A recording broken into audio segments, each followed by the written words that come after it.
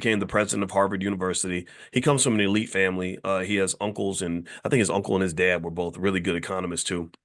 And I don't need, I think he worked for Obama, but he's kind of been accused of racism actually. When he was at least when he was at Harvard, he hated Cornel West. I remember he and Cornel West used to go at it, and that made me unhappy with him because I like Cornel West. I know him personally, and this man is just one of the most decent human beings I've ever met, and I really felt that way about him. I don't care what his politics are, but anyway, but Lawrence Summers was talking about the Federal Reserve and inflation.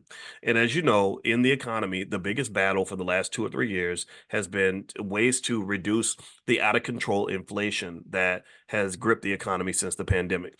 It was horrible and it was very predictable. A lot of prices just started shooting up like crazy, and inflation is a hard cat to get back in the bag. It's like the cat that runs out the front door. Once you let the cat out the front door, if it's a quick cat, you're gonna be chasing that thing all day.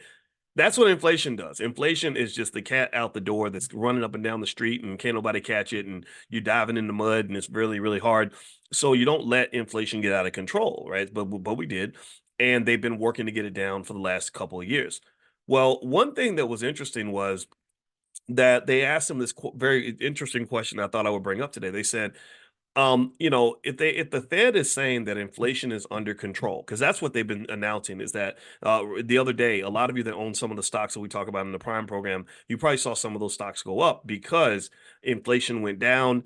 And when inflation goes down, it does other things to the 10-year treasury yield that can cause those stocks, those long duration assets to go up. Don't worry about what all that means. It's just that's what it is. So so inflation is pretty much getting under control to some extent. I think they got it down to about 3%. The Fed's target is 2%. And so they asked Larry Summers, they said, so if inflation is under control and the Fed is saying that it's under control, why are people still feeling like inflation is high? Why do they feel like the prices are high? Why are they still getting sticker shock? Why is it that people are very upset? Because things like the cost of insurance has skyrocketed. The cost of groceries is still very, very high. Like what's the disconnect?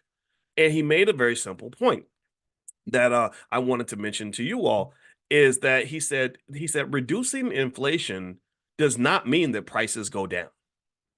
Reducing inflation does not mean prices are going to go down.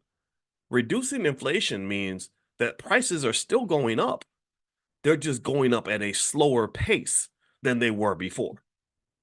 See, when prices go down, that is called deflation. Deflation almost never happens. And when it does, actually, you're kind of in trouble. That's like an economy. That's like driving on a car with flat tires. When you have deflation, that's called a recession, right? So, or maybe a depression. The Great Depression had a lot of deflation. And be quite honest with you, you really don't want extensive deflation because that's deflation of everything. That means deflation of your wages, deflation of your property values, all that, right? So deflation doesn't happen that often, and that's not what they're aiming for. What they're aiming for is what is called disinflation. That means you still have inflation, you just don't have as much inflation as you had before. Instead of 8% inflation, you have 2% or 3%. Ideally, it's 2%. That's what they claim is their target. Right now, it's about 3. Okay. So here's the thing about inflation. So to give you a final visual to help you understand it, to drive it home, uh, deflate. Imagine you're in a car and the car's driving in the wrong direction, and you get concerned about the car driving in the wrong direction. It's going 80 miles an hour in the wrong direction. Deflation would be stopping the car and going backward, right? It would be literally going back, in the other direction. Disinflation means you're still driving in that direction, but instead of going 80 or 90 miles an hour, you're only going 30 miles an hour. So you're still moving forward, you're just slowing down as opposed to stopping and turning around and going in the other direction. Do you understand? Give me a yes if you get that. Give me a yes if that makes sense. Because now, if that concept has sunk in, I'm going to give you another quick little note on why inflation affects different people in different ways, and this is why you want to be an investor. See, what people don't understand about inflation is that everybody doesn't hate inflation. Everybody, there's some people who see inflation and they're like, yeah, that's good. Wealthy people tend to benefit from inflation actually in many, many cases. And the number one way that wealthy people benefit from inflation is because they are in a position of being investors and not just consumers, or they produce products, they make investments, they own assets They're not the people that are just only buying things and renting things and working for other people as employees. See, so what happens is that inflation benefits wealthy people generally through something called asset inflation. That's very simple to understand. It means that if you own real estate or stocks, typically in an inflationary environment, you'll see your real estate value shoot through the roof. The value that how when the average home value went from two something to 400,000 a year, anybody who owned a home received so much wealth, so much of a windfall from the growth in the value of their home that they don't care that the price of carrots is now $3 instead of two. They because they got an extra $200,000 in home equity to make up the difference. But what if you're not a homeowner?